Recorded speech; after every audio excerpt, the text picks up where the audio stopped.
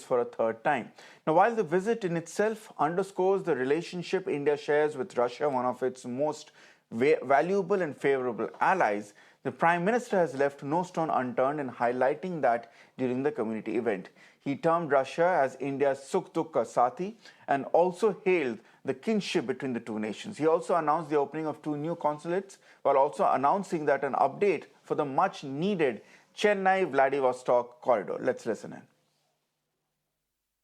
मुझे खुशी है कि ग्लोबल प्रॉस्पेरिटी को नई ऊर्जा देने के लिए भारत और रूस कंधे से कंधा मिलाकर चल रहे हैं।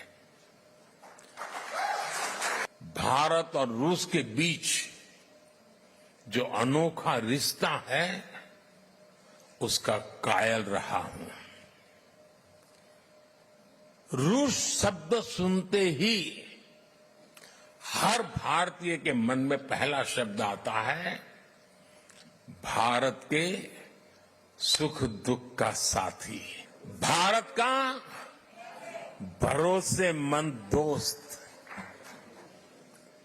हमारे रशियन फ्रेंड्स इसे द्रुजबा कहते हैं। ये रिश्ता म्यूचुअल ट्रस्ट और म्यूचुअल रिस्पेक्ट की मजबूत नींव पर बना है। और वो गाना तो यहां के घर घर में कभी गाया जाता था, सर पे लाल टोपी रूसी, फिर भी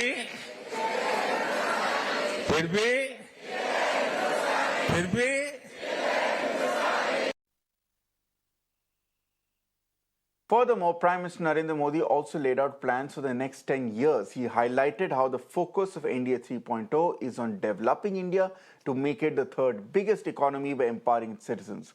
Earlier, Prime Minister Modi also reiterated his stand on the Ukraine war, saying that there is no solution on the battlefield and that dialogue and diplomacy is the only way forward. Meanwhile, he also flagged the issue of Russia recruiting Indians for the war. At least 4 Indians have been killed so far in this raging conflict, and about 35 to 50 recruits are believed to be in the Russian army. Later in the day, the Prime Minister will also be honored with Russia's highest civil decoration as well. After ending his Russia tour, the Prime Minister will then depart for Austria. Let me now go across to my esteemed guest who is joining me at this point. We are being joined by Veena Sikri, former ambassador, and also by Rajan Kumar, who is an associate professor at the School of International Studies at JNU. Thank you both for joining me today, this afternoon, and apologies for making you wait as well. Ambassador Sikri, coming to you first. This is a visit which is being watched very closely, not just by political observers in these two countries, but by the rest of the world, especially the West as well, because India did get a lot of criticism and spotlight from the Western nations when it took a stand which was not completely allied with what the West wanted it to take. But in due course of time, there has been, Ambassador Sikri, a lot of grudging respect and admiration for the fact that India stuck to its grounds of being non-aligned and refusing to bow down to a Westphalian notion of the world hegemony, and that is something which is being applauded now. Yes, absolutely. I think Prime Minister Modi's, the way the relationship with Russia has evolved in the last few years, especially since the beginning of the Russia-Ukraine conflict, is a strong example of India's strategic autonomy, of India's policy of strategic autonomy in our foreign policy that has been followed steadfastly and, as you said, has won the respect of the world all over because they have seen the value of it. Now, here we have seen that in the meetings that Prime Minister Modi is having today is the 22nd annual summit between India and Russia. But yesterday, in a very charming but private setting in President Putin's dacha in the suburbs of Moscow, Prime Minister Modi and President Putin had the opportunity of a very private one-to-one exchange of views. And there is a clear indication that one of the major items on the agenda in this private exchange of views was the situation in Ukraine, in the Russia-Ukraine conflict. And Prime Minister Modi has made a clear statement that the solution is not on the battlefield.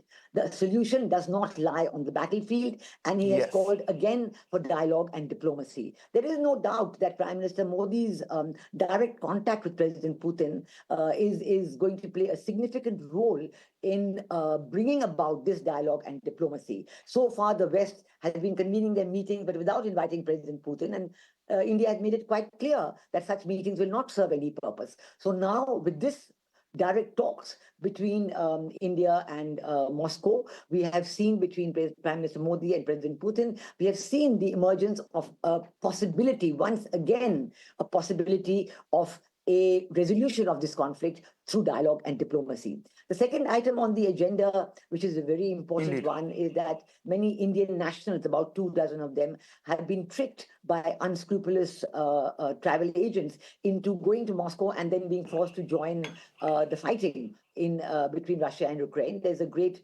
resistance to this, and President Putin has accepted that perhaps as soon as within the next 10 to 14 days, these individuals could be back home and could be relieved from any responsibility of fighting in this war.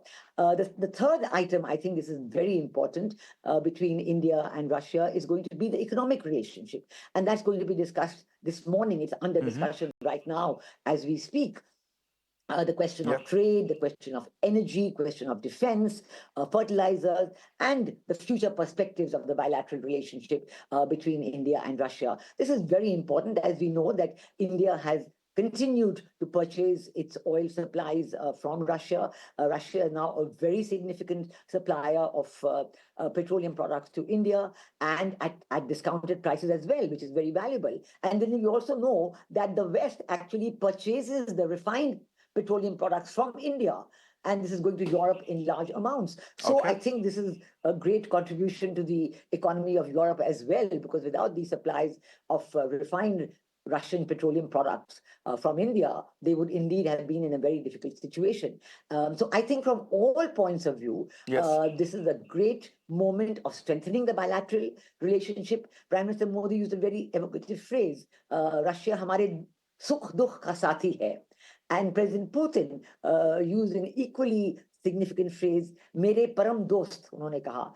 So, this is a very valuable relationship, a relationship that has borne the test of time and has stood both countries in good stead in all times of difficulty and in all times of crisis, and as such has been a major contributor to world peace and stability. All right. Stay with me, Ambassador Sikri. Professor Rajan Kumar, in an increasingly multipolar world, Russia needs India. Now, perhaps more than ever, it needs India because it needs a legitimate ally who stands up as a legitimate democracy to be seen as someone who's supportive and endorsing of its stance. In an advantageous situation like that, what are the key takeaways which Prime Minister Modi would be looking to take away from this visit from Russia in terms of guarantees, whether it be on energy security, whether it be on counterterrorism? What should India play for? Thank you for having me here. I think it's extremely important visit, and this is a very bold and courageous diplomatic effort from India's side, because visiting Russia at this point of time when NATO summit is taking place in Washington, D.C., and also, the crisis between Russia and Ukraine, as you know, that just yesterday, several attacks have taken place on Kyiv and other cities. So it's very bold move from Indian side, and India wants to convey a very clear message to Russia and also to the international community that Russia figures very strongly in India's strategic calculations, and this will not, India will not yield to pressures from any external power. So that's the message what I get from a very tight embrace between President Putin and Modi that you're showing on the screen just now. So the timing is important. And if you see from the Russian perspective, not many leaders have visited Russia in the last 2 years, except of that stature, I'm saying the global leaders like Xi Jinping has visited a number of times, and then Prime Minister Modi is going. Prime Minister Modi's visit is important because he is a leader of a democracy. And there are many countries, for instance, Pakistan, this Chad and this Korea, etc. They are Iran, etc. They are visiting, but when an important democratic leader like Modi visits Russia, so that kind of validates the regime of Putin, and also it saves Russia from isolation. The reason why Russia was saved from very extreme kind of sanctions and the policy of isolation put forward by the West, it was partly because of China and also because of India and other countries Indeed. which followed the policy that we pursued, where we defied the Western sanctions and we decided to continue this importing energy products from Russia. So coming to your point now, that what are the major takeaways? I think the most important issue from Indian perspective, of course, is the issue of trade imbalance, which has been created in the last 2 years. Last year, for instance, India-Russia trade was $65 billion. And out of that, India is exporting only less than $5 billion. So just imagine the kind of imbalance that has been created. And now India will have to repay to Russia in hard currency. And Russia wants either in dollar, euro, or renminbi. India is not willing to pay in renminbi. India would like to export more products to Russia. So probably the team will insist that Russia should buy more products from India. Or India will also insist in the meeting that Russia should invest some amount of money in India, maybe through joint production. So that is one area that will certainly be discussed. The second important issue is the issue of this defense products, because now there is a growing Indian concern, if you talk to defense experts here, that Russia may not be in position to supply the weapons and sophisticated weapons the way it used to supply earlier. The reason being that Western countries are not supplying these semiconductor chips to Russia now, and Russia is completely dependent on China. That kind of raises another concern that we should not be using Chinese chip, etc. So that concern has to be addressed. Otherwise, if Russia cannot fulfill those commitments, so then India will have to diversify its defense trade with other countries, and Russia's importance will decline. Professor Rajan Kumar. Yes. Professor, it's very important that you mentioned that among those two countries who visited Russia recently, before the Prime Minister's visit, were, of course, China and North Korea. But what is also a matter of concern for India is this growing proximity between Russia and China, and by extension between Russia and Pakistan, because that is something which is a matter of concern for India, given the fact that China and Pakistan represent two of India's most belligerent neighbors, and their growing proximity to Russia and the formation of this particular triangle in North Asia is something that would come across as a key concern for Narendra Modi. I'll answer.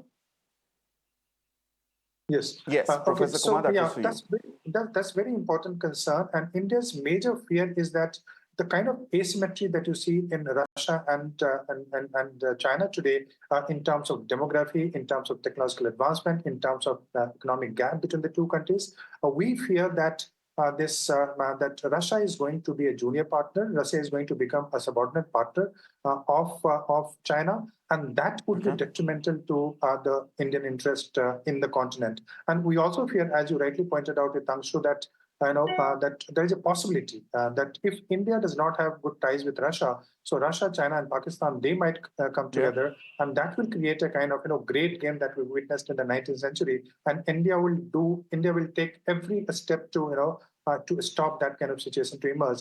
And that's exactly the reason why you see a very sudden and very important visit by the Indian leader. Normally, this annual summit meeting, which is very important format of highest form of interaction between the two countries, that normally used to take place towards the end of the year. But for the last 2 years, there were mounting concerns in the Russian circles that India is not prioritizing its ties with Russia. So India, as it became kind of incumbent upon India to kind of dispel that notion, and that's the reason you see India's Prime Minister Modi is visiting Russia at this point of time. And Russia is also important for the Eurasian continental politics, because if you want access to, say, countries of Central Asia, Pakistan will not allow you the access. Then how do you enter into the Eurasian continent?